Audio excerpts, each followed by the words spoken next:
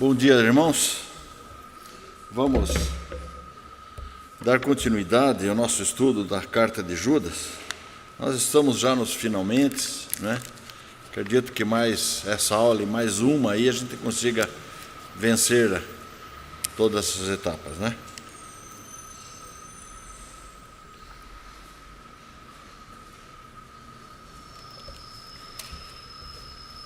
Nós vimos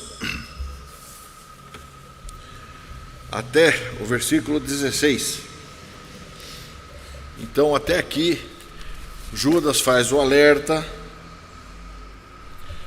combate aqueles gnósticos que tinham adentrado a igreja, que estavam tumultuando a igreja, faz o alerta, faz a condenação. Até aqui nós estudamos isso. Agora, dos verso 17 em diante, ele se dirige aos crentes no sentido de uma exortação aos crentes da igreja. Então ele começa assim, nessa transição que ele faz agora. Vós, porém, no versículo 17, vós, porém, amados, lembrai-vos das palavras anteriormente proferidas pelos apóstolos do nosso Senhor Jesus Cristo, os quais vos diziam: no último tempo haverá escarnecedores, andando segundo as suas ímpias paixões. Então, aqui ele já inicia novamente o termo, usando a palavra amados, e esse amados aqui, quando ele se refere, ele não usa o termo de amigos, de companheiros, mas amados ao ágape, amados em Deus. Então ele está se dirigindo exatamente aos crentes, porque amados em Deus, só crentes convertidos.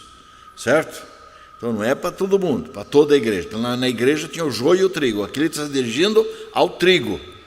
Perfeito? Judas então dá uma ordem aqui. Lembrem-se. Nós já vimos anteriormente que ele tinha elogiado a igreja pelo conhecimento que eles tinham das Escrituras, que eles já conheciam o Antigo Testamento, mas agora ele faz um alerta claro que a falta de conhecimento das Escrituras ela é nociva para a igreja, que precisa ter conhecimento, porque senão a igreja pode ser enganada, nesse sentido que ele está falando. E ele está dizendo para os leitores que eles devem ser capazes de lembrar da mensagem do Evangelho, né? Do quê? Porque assim eles têm como se defender dos ataques daqueles que querem atacar a igreja, não é? Então, estão aqui em foco as advertências pessoais e verbais dos apóstolos, né? Sempre os apóstolos falaram, alertando contra falsos mestres, contra apóstatas que viriam, né? E aqui tem um paralelismo muito grande com a própria epístola de Pedro. Na sua segunda carta de Pedro, capítulo 3, verso 1, ele fala: amados, esta é agora a segunda epístola que vos escrevo, e em ambas procuro despertar com lembranças a vossa mente esclarecida, para que vos recordeis das palavras que anteriormente foram ditas pelos santos profetas, bem como do mandamento do Senhor e Salvador, ensinado pelos vossos apóstolos. A repetição da mensagem é uma coisa essencial para a igreja. Lembrem-se, é isso que ele está dizendo. Muitas vezes nós criticamos os pregadores porque eles repetem a mensagem. Eu já ouvi essa mensagem. Pois que bom que você já ouviu, está lembrando dela, e vai ouvir de novo, e de novo, e de novo, e de novo. E o pastor e os oradores devem repetir sim, para que venha a memória. Tá certo? Que as pessoas esquecem. Infelizmente, nós somos assim. O ser humano é assim. Então, mas essa mensagem, já ouvi isso aqui. Pega, levanta e vai embora. Vai tomar água, vai no banheiro, já ouvi essa mensagem. Não, vai escutar de novo, é bom para você. Fica e escuta. É isso que ele está falando. Lembrem-se, e Pedro fala isso, não é? Como Pedro, eu já falei, vou falar de novo. É isso que ele está dizendo, não é? Porque as pessoas esquecem, é assim que funciona. Então, Judas aqui ele deixa muito claro nessa mensagem que ele não é um dos apóstolos, quando ele fala aqui, palavras anteriormente proferidas pelos apóstolos do nosso Senhor Jesus Cristo. Ele não se coloca como apóstolo. Ele não está incluído entre eles. E nem se declara ocupante de ofício apostólico aqui. Está certo? O que ele está dizendo a entender? Que o tempo dos apóstolos já tinha passado. Ponto. Não existe mais apóstolos. É isso que ele está dizendo. Foi no tempo dos apóstolos. É isso que ele está dizendo. Para ser apóstolo, tem situações claras, tem prerrogativas claras, tem princípios do apostolado. Para ser apóstolo, teria que ter conhecido Jesus Cristo, teria que ter aprendido de Jesus Cristo, convivido com Jesus Cristo. E isso era apóstolo. Está certo? Paulo teve muita dificuldade em defender o seu apostolado. Em várias cartas ele explica o seu apostolado. Porque o pessoal entendia que ele não tinha seguido Jesus Cristo em vida. Não é isso? Isso é interessante para nós, porque se nós vermos o número de pessoas que se metem a ser chamados de apóstolos, isso é um absurdo. Não existe mais, é apóstolo, é apóstolas, e assim por diante que temos aí. Não é? Já tem agora uma igreja que tem o apóstolo, agora tem tantos apóstolos lá que ele já se considera arcanjo apóstolo, e o próximo título não sei mais o que vai ser, talvez seja semideus apóstolo, eu não sei o que ele vai fazer. Mas a verdade é que isso é falso. Isso é falsidade. Isso é falso mestre. Isso é falso ensino. Que tem que ser combatido pela igreja. Quem conhece as Escrituras e interpreta corretamente, não aceita esse tipo de coisa. Nem pode aceitar, porque é errado. Isso é errado. Então o autor aqui está falando o quê? Está falando da necessidade da defesa da fé e da tradição apostólica, mostrando que a igreja cristã ela é firmemente baseada sobre os ensinos originais dos apóstolos, né? E isso é importante para nós. Nós temos que estar sempre firmados no nosso credo apostólico. Ali é o resumo de toda a nossa teologia, do nosso dogma maior. Certo? Então isso nós temos que saber. Ele continua no seu versículo dizendo, de que apóstolos de quem? Do nosso Senhor Jesus Cristo. Esse título aqui é muito significativo, porque aqui em primeiro lugar ele coloca Jesus, o homem, como o Cristo. Está certo? Então ele está aqui identificando perfeitamente a natureza, Jesus, o homem, que era irmão carnal dele, semi-irmão, certo? Do próprio Deus, natureza humana e divina, é isso que ele está falando aqui, está certo? Então ele aqui demonstra essa combinação da natureza humana e divina, que foi infundida na natureza humana. E isso o quê?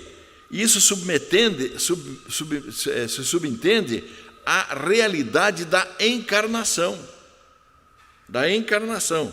Por isso, só com essa afirmação, ele está negando totalmente a teoria gnóstica, que era o quê? De um tipo de uma possessão pelo Cristo, o Espírito, em cima de um homem, e depois saiu na hora do sacrifício. Esse era o entendimento que eles tinham. Entendiam meio assim, o Cristo algo meio espiritual. Os gnósticos defendiam o quê? Defendiam esse Espírito Cristo, esse eu, né? Que teria tomado conta do corpo do homem, era tipo de uma possessão, tá certo? Que depois, né? Então, por isso, eles não reconheciam Jesus Cristo como Senhor e Salvador. Essa é a grande questão. Essa é a grande questão cristã. Quem reconhece, de fato, Jesus como Deus, como nosso Senhor e Salvador? Essa é a grande questão. Tem muita igreja que se diz cristã, seitas que se dizem cristãs, mas não aceitam isso. Não aceitam, continuam não aceitando. Não é?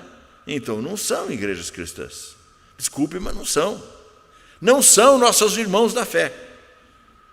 Vocês sabem quem são, vocês vão identificar várias aí que tem por aí, mas não são, estão erradas. Porque para ser irmão em Cristo, nós temos que crer em quem? Em Jesus Cristo, como nosso único Senhor e Salvador, nesse Deus que veio, se encarnou. Essa é a nossa teologia, essa é a nossa doutrina, essa é a nossa crença. Então nós não podemos ficar aceitando e achar que todo mundo fica se misturando essas coisas. Não é assim que funciona. Não são. Não é? Sinto muito, mas não são. E dependem da salvação em Cristo para poder ir para o céu. Senão não vai, não. Entendeu? E a mensagem dos apóstolos. Né? Qual era a mensagem dos apóstolos? Os apóstolos sempre tinham a consciência de que os últimos dias estavam se aproximando e advertiam os cristãos para que esperassem tempos difíceis, que haveria escarnecedores que iam ter seus próprios desejos ímpios dentro da própria, iam tentar perverter a igreja. Se os apóstolos pensavam que os dias já estavam chegando, quanto mais nós agora, 2000 anos depois, não é? Nós também estamos mais próximos ainda. Mas como o tempo estava próximo? Mas já estava no fim o tempo. Para eles estava. Porque eles estavam vivendo um momento de perseguição, um momento de dificuldade. Tudo aquilo estava como se fosse já a vinda do juízo final. A vinda de Cristo. Mas o tempo é de Deus, não é nosso. No nosso tempo demora. Para Deus, de fato, está no fim mesmo. Já acabou, inclusive. Não é? Então, é essa situação que nós temos que entender aqui. Vejam lá no livro, Paulo, falando no livro de Atos, capítulo 20, nos versos 29 e 30, ele diz: eu sei que, depois da minha partida, entre vós penetrarão lobos vorazes que não pouparão o rebanho, e que dentre vós mesmos se levantarão homens falando coisas pervertidas para arrastar os discípulos atrás deles. E Pedro, também na sua segunda carta, nos diz assim, tendo em conta, antes de tudo, que nos últimos dias virão escarnecedores com os seus escárnios, andando segundo as suas próprias paixões. Então é um preparo que nós temos que ter dentro da igreja, saber que sempre haverá isso. Já tinha lá atrás, foi tendo durante os anos, foi indo, e continua tendo. Tá certo? Mas isso era lá no tempo de Judas, no tempo lá no primeiro século. Não, ele continuou. Nós tivemos períodos negros da história da igreja, períodos péssimos. A Idade Média, o que aconteceu com a igreja foi uma coisa horrível, horrível, tá certo? As orgias, as bebidices, as simonias, tudo que tinha de errado acontecia na igreja. Na época era só uma igreja, a Igreja Católica Romana, mas era ali que acontecia as grandes barbaridades. Basta olhar a história. Vejam lá a história do Papa Borgia. Pela madrugada, o que esse homem aprontou, tá certo? O que ele fez, as condições que ele levou à igreja, a contaminação que tinha na igreja, foi uma degradação moral imensa, imensa, imensa. Era isso que tinha acontecido. Era exatamente isso, não é? Depois a igreja passa por um problema de renovação e assim vai, mas se nós descuidarmos, tá certo? A igreja cai no mesmo erro. Então esse é um alerta claro que Judas está fazendo aqui para a sua igreja. Não estamos livres disso. Temos que estar sempre atentos. Então, os apóstolos que instruíam oralmente os crentes, não é? Era para inculcar essas palavras no coração e mente dos crentes. Por isso repetiam e repetiam e repetiam. Eles ensinavam os cristãos primitivos que os mestres falsos iriam enfraquecer, né, os membros da igreja. E na literatura do Novo Testamento, quando a gente fala últimos tempos, aplica-se sempre ao presente e ao futuro próximo, né? E esse tempo começa quando? Na vinda de Cristo, na primeira vinda, na encarnação de Cristo. Nós estamos nos últimos tempos. Mas já faz 2000 e tantos anos. Pois é, mas é os últimos tempos. E diante da eternidade, o que é 2000 anos? Nada. É o final. É o final da criação de Deus, é o final, é o ápice, né, do plano de Deus. Então, a estes homens, a estes que ele se refere lá atrás, não é? A estes homens, é que Judas denomina, então, né, que esses tinham desejos ímpios e essa disposição mental que eles tinham de fazer exatamente o contrário das ordens preconizadas por Deus. Era para contrariar Deus. É interessante, porque essas pessoas são movidas por Satanás. E o negócio de Satanás não é com o crente.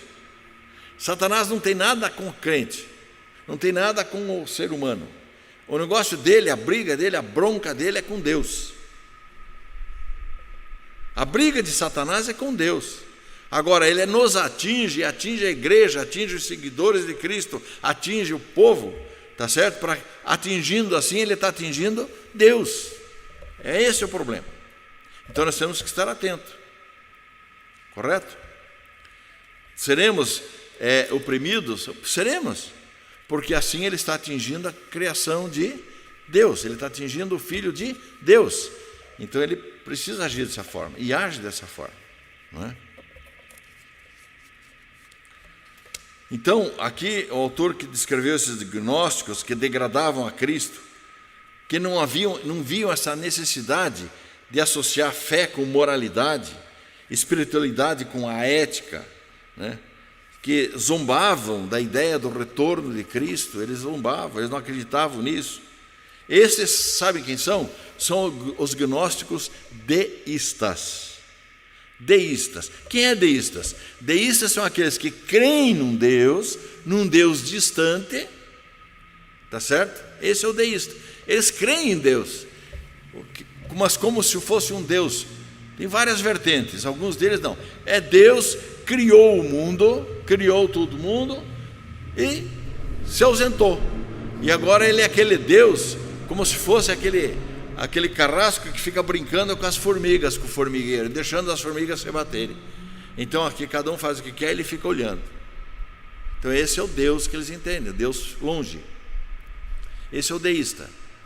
Ou então o deísta é aquele que diz, não, existe Deus e existem espíritos superiores por aí.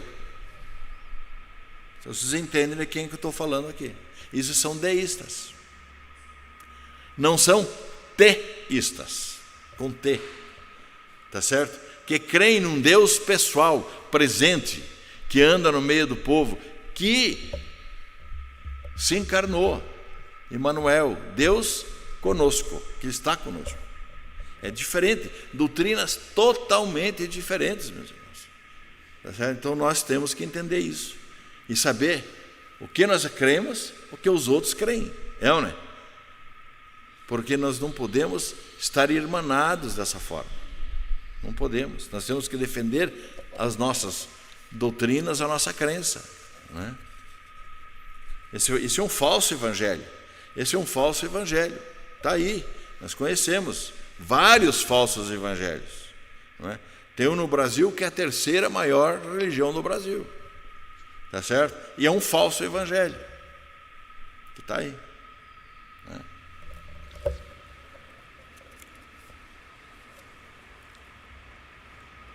Então,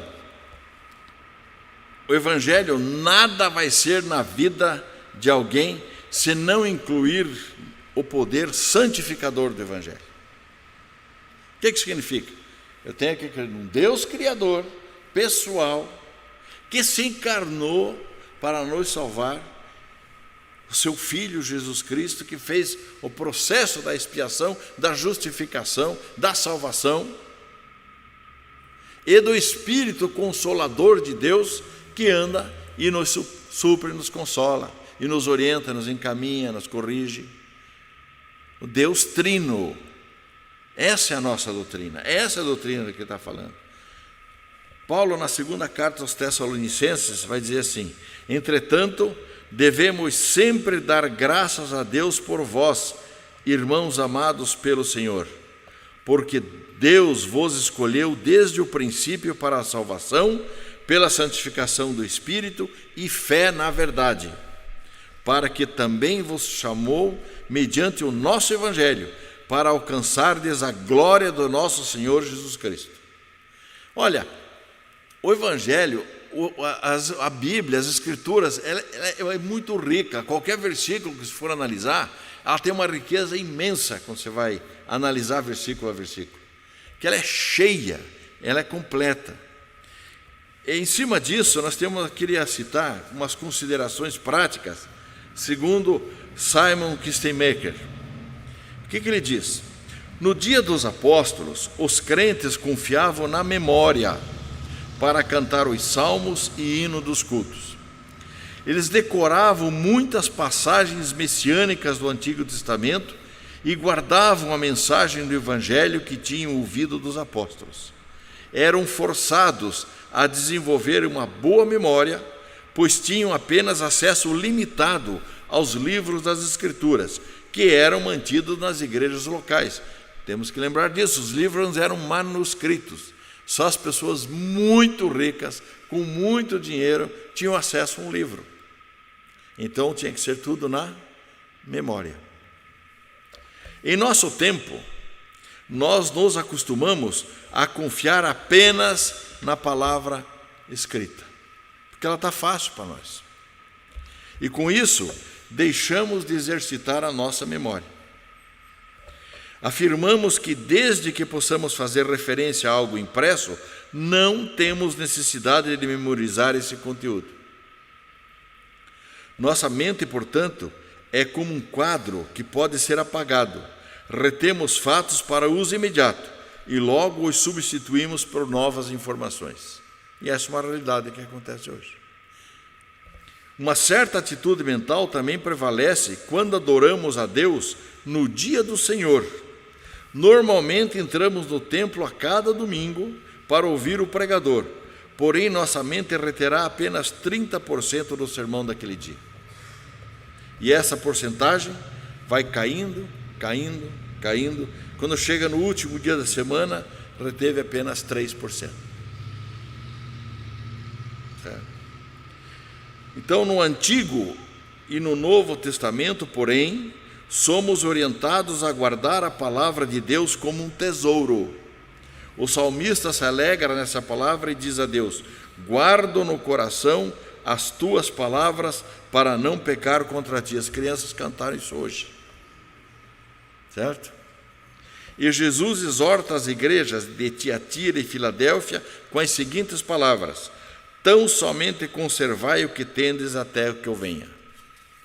Então, esse é um alerta importante. Eu achei muito interessante essa consideração prática, quando ele fala disso, da necessidade de não só lermos a palavra de Deus, mas tentar reter na memória.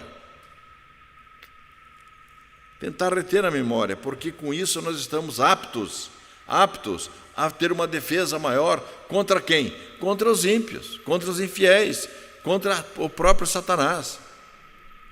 Porque Satanás sabe a Bíblia de cor.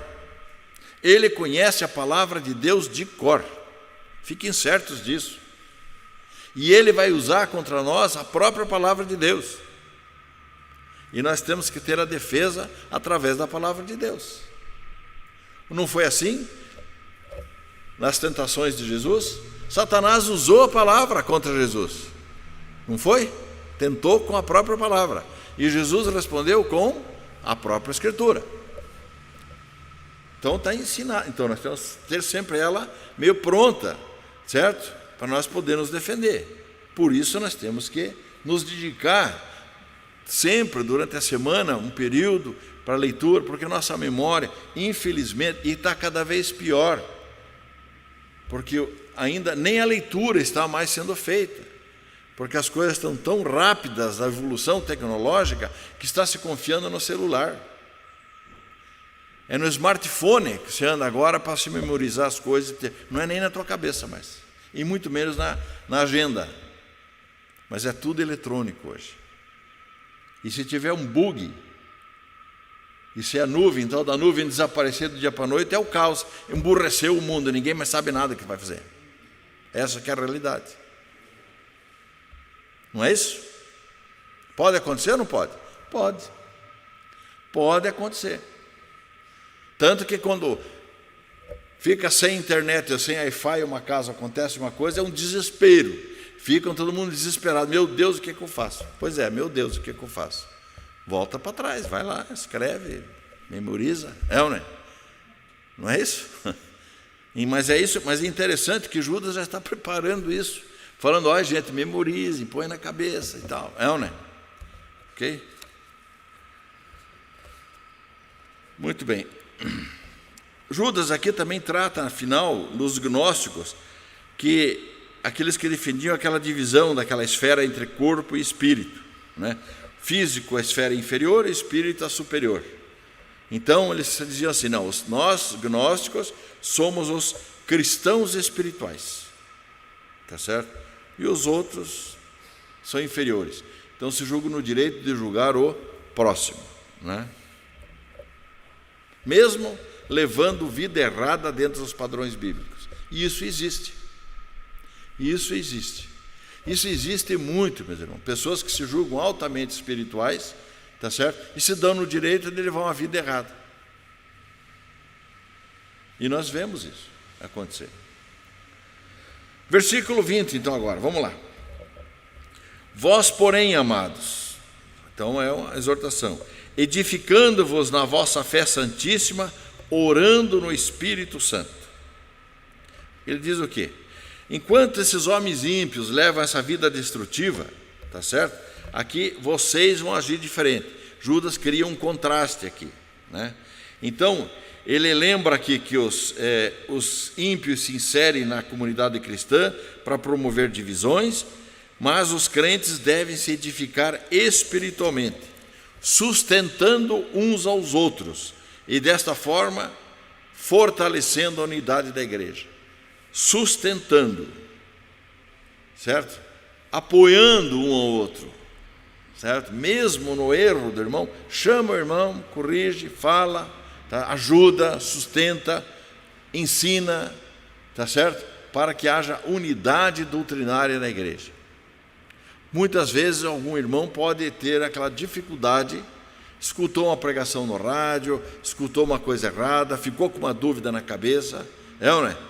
Deve ser esclarecido, sim, entre os irmãos, para que não paire dúvida doutrinária.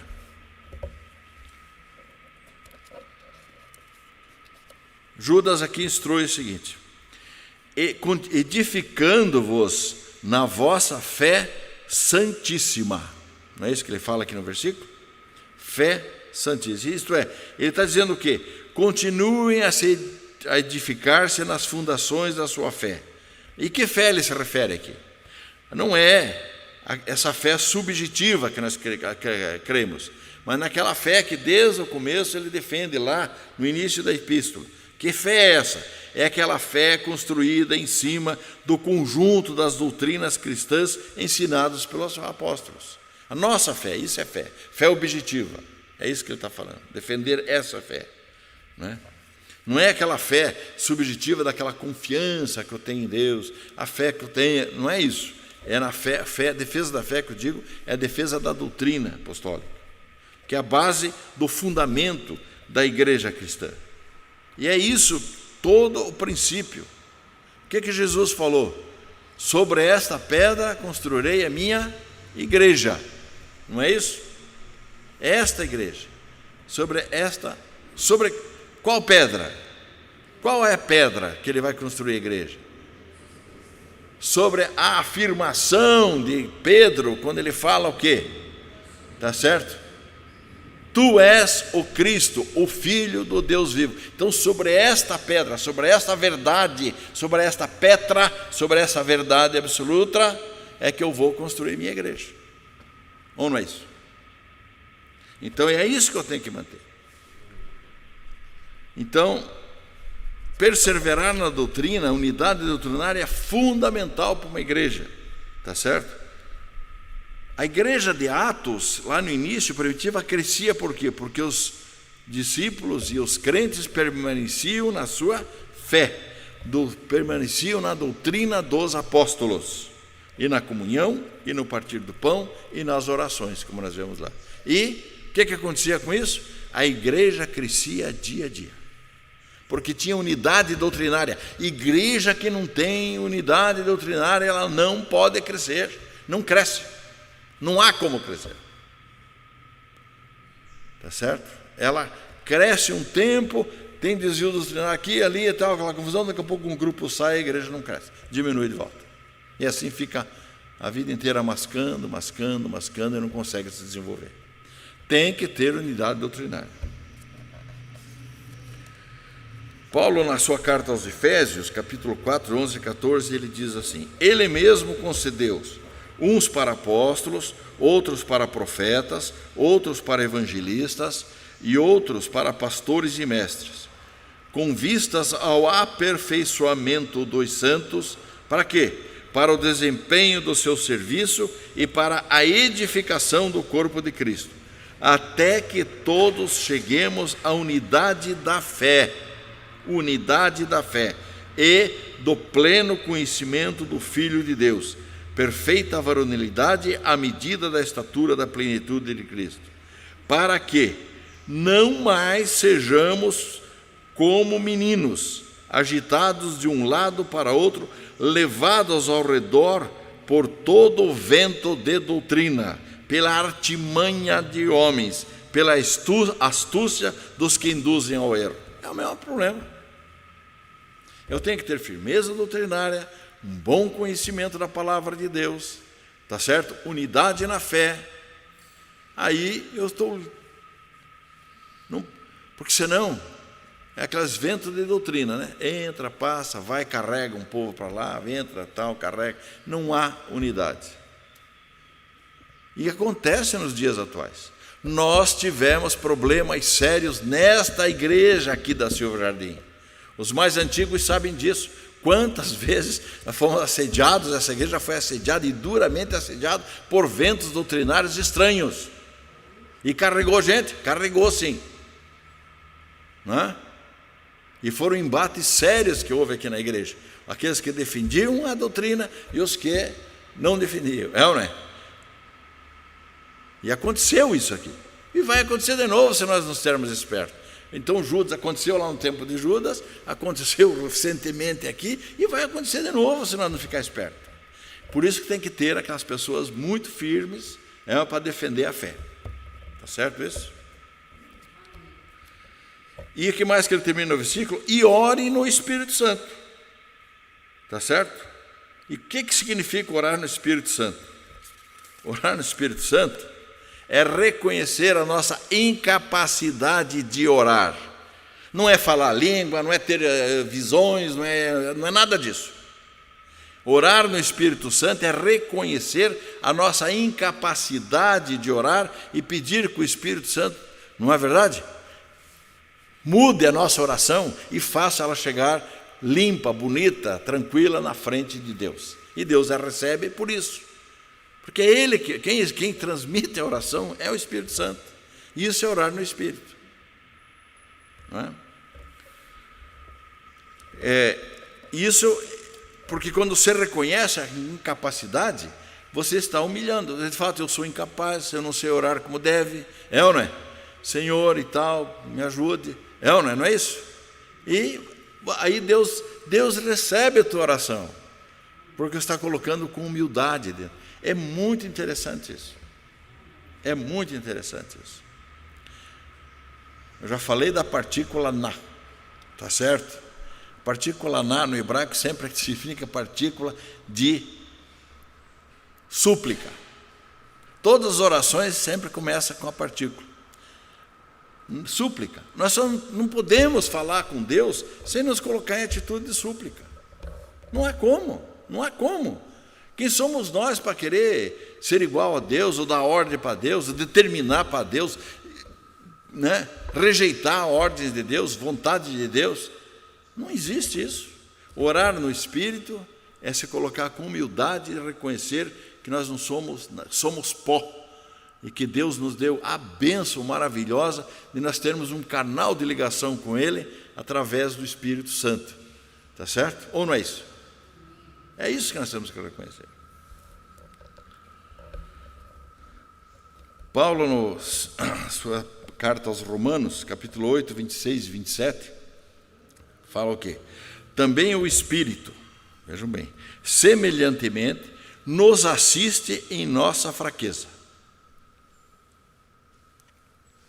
Porque não sabemos orar como convém, mas o mesmo Espírito intercede por nós sobremaneira, com gemidos inexprimíveis.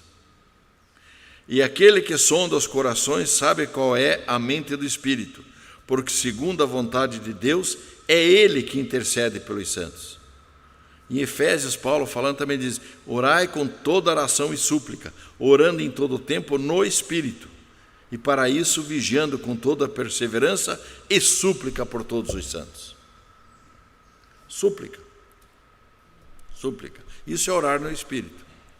A oração no Espírito pode ser feita em pé, sentado, deitado, andando, caminhando, dirigindo, não é? Trabalhando, tá certo? Em qualquer lugar, qualquer hora. Eu já estive numa denominação, conversando numa ocasião, que ele falava assim, olha meu irmão, tem que se ajoelhar, porque se você não se ajoelhar, Deus não ouve. Beleza. Falei, então tá ruim, né? Se estiver doente, tá feia a coisa. Não é isso? Se está na cama, então Deus te abandona. Não existe isso. Mas é uma denominação aí que crê nisso. Eles creem assim. Tá certo? Pois não, minha irmã.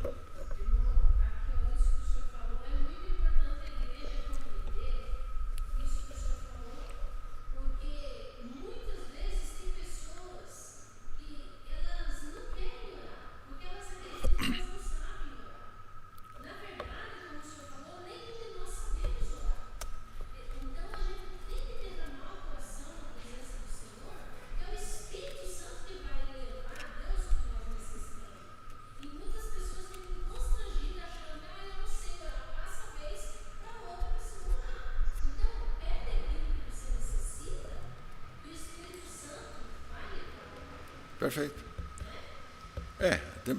Ore do teu jeito, tá certo? Do jeito que puder. Está valendo para Deus.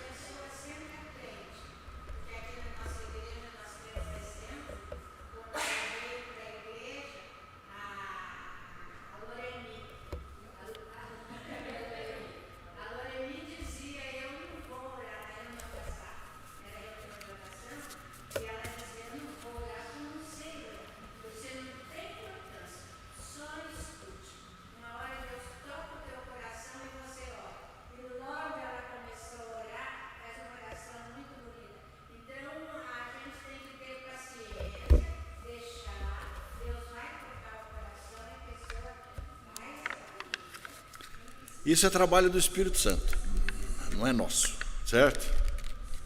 E não julgue a oração do outro, por favor. Tá certo? Aquele cara orou muito feio, orou muito mal. Não orou, não. Entendeu?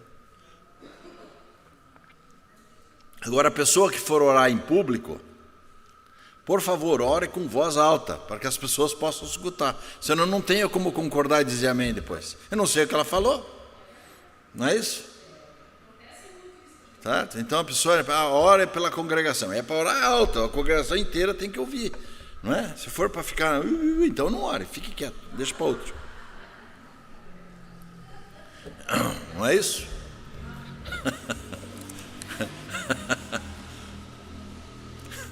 Aí não. Aí só o Espírito que ouve, aí não tem jeito, né? Como é que eu vou concordar? Como é que eu vou dizer amém? Eu não sei o que ela falou.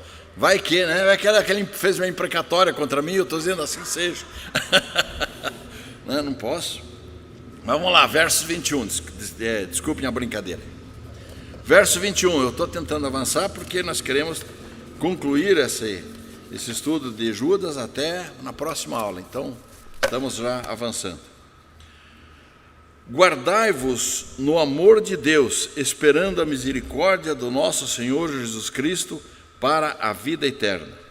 Então, após citar aqui essas duas virtudes cristãs, ou seja, que ele falou aqui da fé, defesa da fé e oração, Judas agora fala o quê? Da virtude do amor, né?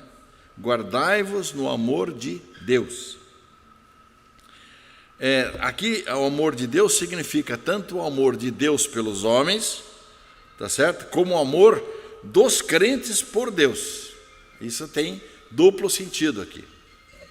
Mas, aqui nesse contexto, Judas está tratando do amor incondicional de Deus pelos seus eleitos. O que significa? Significa que mesmo no meio das incertezas, das dificuldades, das tentações que cercam a igreja, cercam os crentes, Judas está aqui admoestando e exortando para assim mesmo se manterem na esfera do amor de Deus e permanecerem assim até a consumação dos dias. É isso que ele diz. Olha, por mais que tenha joio no meio da igreja, dificuldades, tá certo? Por mais que haja erros, se mantenham no amor de Deus, na unidade do Espírito Santo. É isso que ele está dizendo. Não saia da igreja porque você não gosta de alguém. Não faça isso. Você está aqui pelo amor de Deus. Quando o culto não te agrada, cale-se. O culto não era para te agradar mesmo. Se você veio aqui para ser agradado, por o culto ser agradável a você, está redondamente enganado. Você veio para cultuar a Deus. O importante é que o culto seja agradável a Deus. Não é para você. O culto não é para nós. Nós não vimos a igreja para assistir culto. Nós estamos na igreja para fazer culto a Deus. Não assistir. Então, assistir não é peça teatral, não é nada, isso é outra coisa. Não é isso? Ah, mas eu não gostei da performance, não gostei do louvor. E daí? Quem manda? E daí? E daí que você não gostou? Azar teu. Tá certo? Ah, não gostei do sermão. E daí? Porque, não gostou? Tá bom. Outro gostou. Deus pode ter gostado.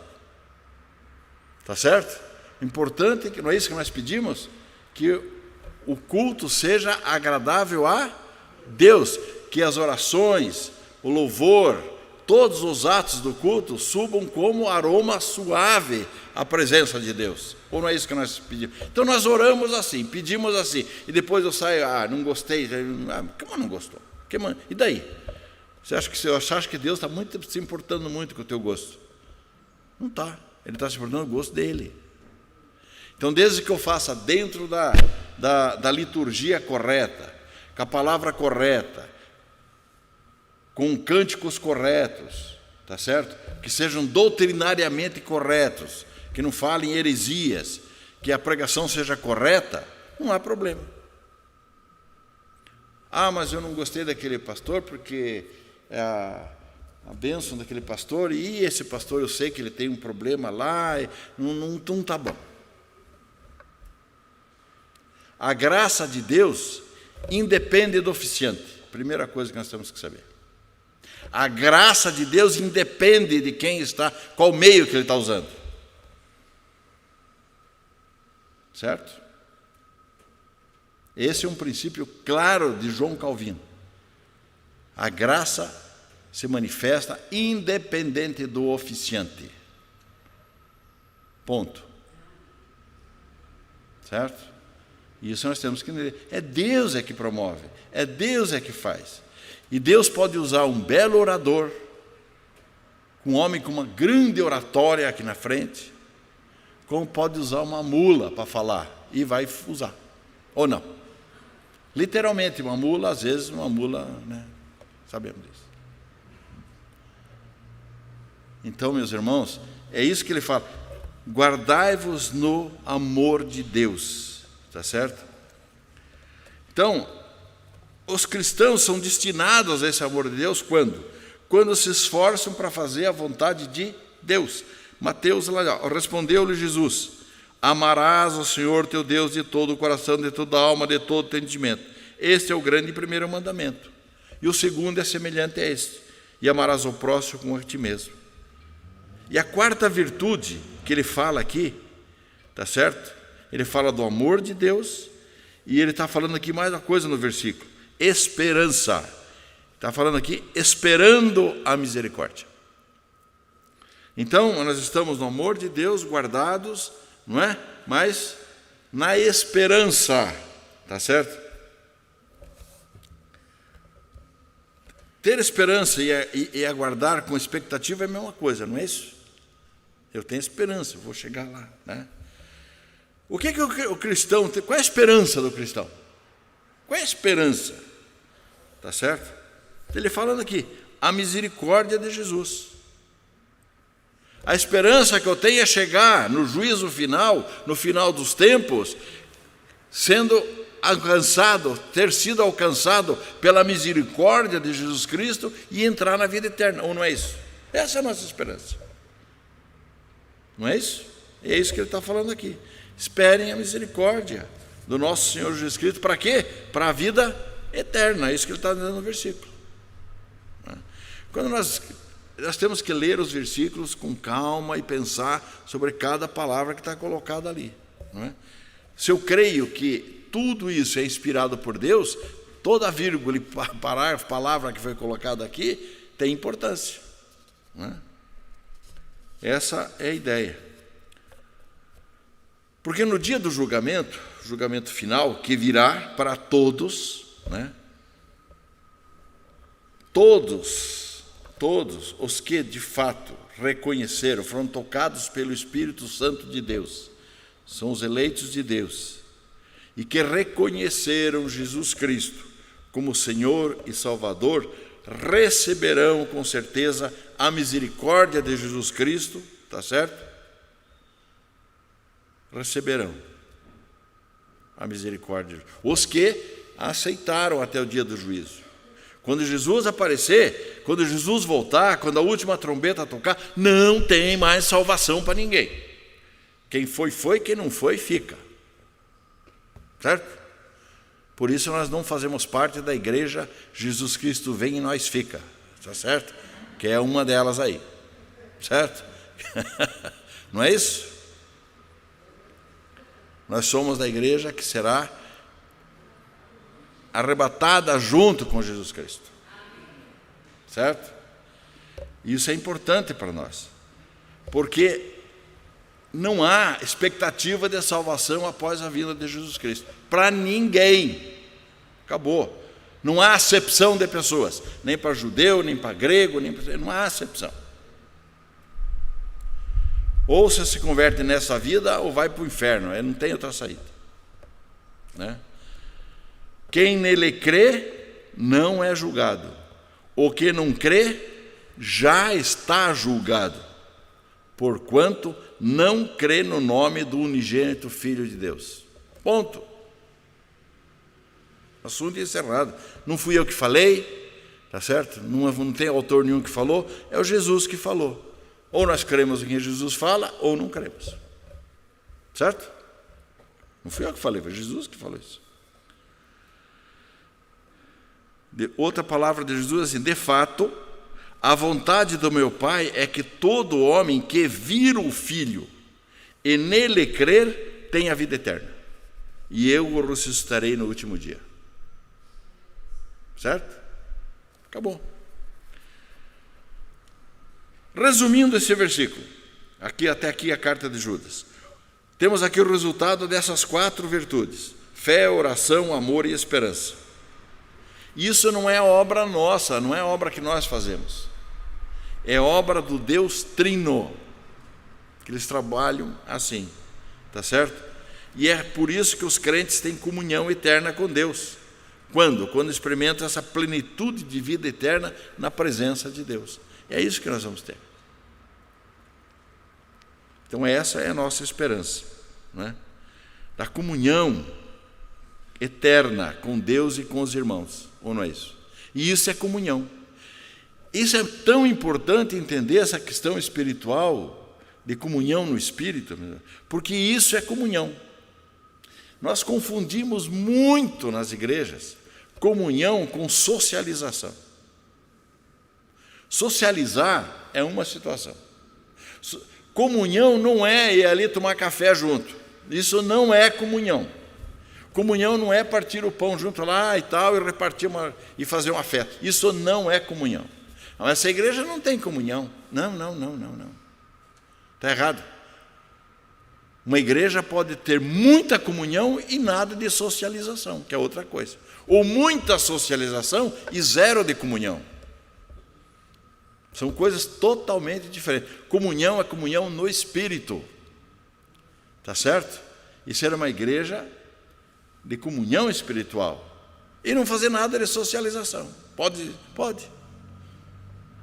Socialização é bom, é agradável, ajuda, né? Gostamos disso, nos satisfaz, não é verdade isso? Cria maior interação entre as pessoas, conhecemos melhor, amamos melhor o outro, podemos atender a dificuldade do próximo. Isso é comunhão, isso é socialização, mas não é comunhão. Comunhão é no Espírito. E esse conflito é uma das causas de divisões de igrejas. E Satanás, na sua sagacidade, aproveita para fazer confusão. Certo? Então nós temos que ter sempre essa diferença na cabeça, né?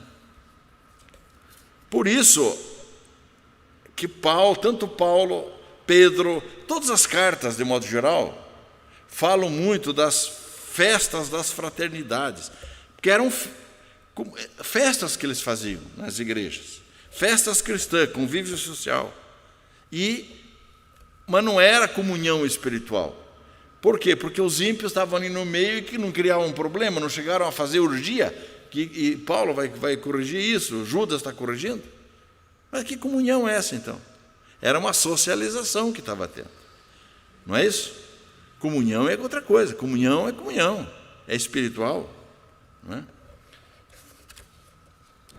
Uma socialização onde não há comunhão do Espírito, existe sempre a possibilidade da discórdia. Ou não é isso? Não é? Pode terminar em briga. Não é? Então esse é o grande drama da igreja. Infiltração de pessoas com pensamentos doutrinários diferentes, que acabam provendo divisões, sejam eles judeus, ateus, gnósticos, judaizantes, ou qualquer outro pensamento que não seja bíblico. Pode ocorrer. Tá certo? E era o problema de Paulo, era o problema de Judas, era o problema de toda aquela gente que defendiam a unidade cristã. Tá certo, meus amados?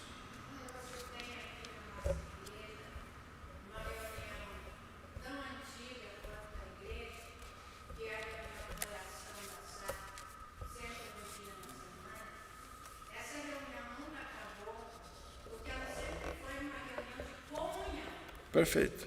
Nunca foi socialização. Não é para comer bolo, beber café, fazer. Não. É orar. Orar, pedir pelo outro, estudar a palavra. Isso é comunhão. Exatamente. Se misturar outra coisa com isso, nós estamos tirando o importante que é a comunhão e colocando socialização. Então, isso é secundário. Perfeito, pode até fazer, mas depois da comunhão, né? Tá certo? Amém? Vamos agradecer, então. Na próxima aula, acho que nós acabamos a carta de Judas. Tá certo, meus irmãos? Beleza?